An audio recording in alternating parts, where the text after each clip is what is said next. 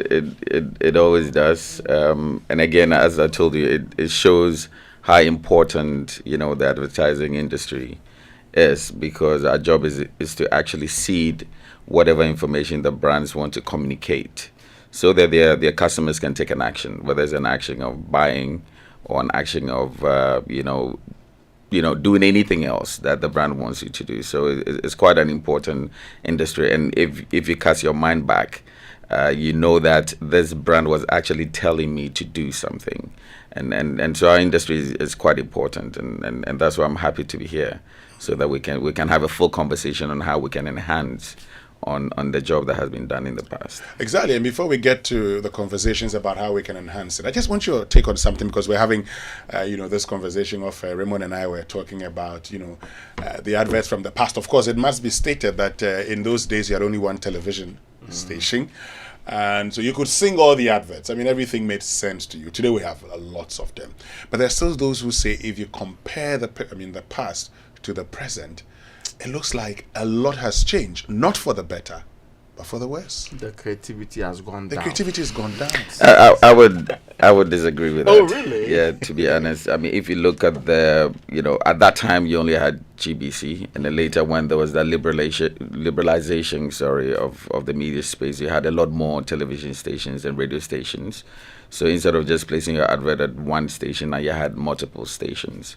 At that time, you also didn't have a lot of brands. They were quite limited.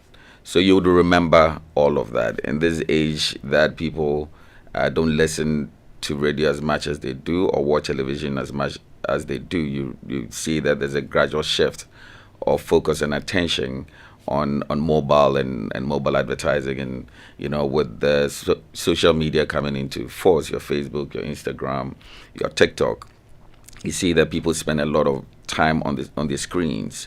But if you, for those of us in the industry, if you look at the quality of work, I mean, the data that supports some of the creative work that is being done, if you look at the creativity itself, from the copywriting to actually the film aspect of it, the production, the quality of that, the use of technology nowadays, I would say that we are far advanced. But I would also say that while some brands who take bold action to get professionals to actually craft their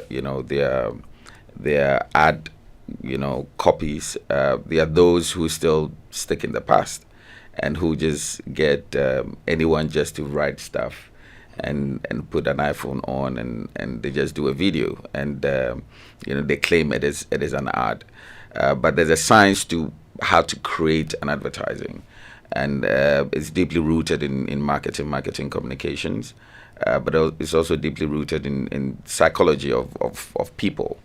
Why do consumers behave that way? So you need to understand that psychology. You need to appreciate, from the creative side, sounds they'll make you act differently.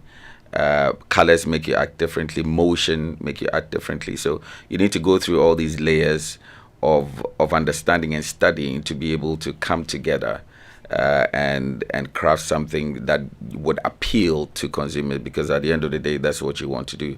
You want the advert to appeal to your customers or your consumers to take an action, whether they're buying your product or whether they're going to click on a link to go to your website to read additional information, or for you to participate in a competition or whatever it is.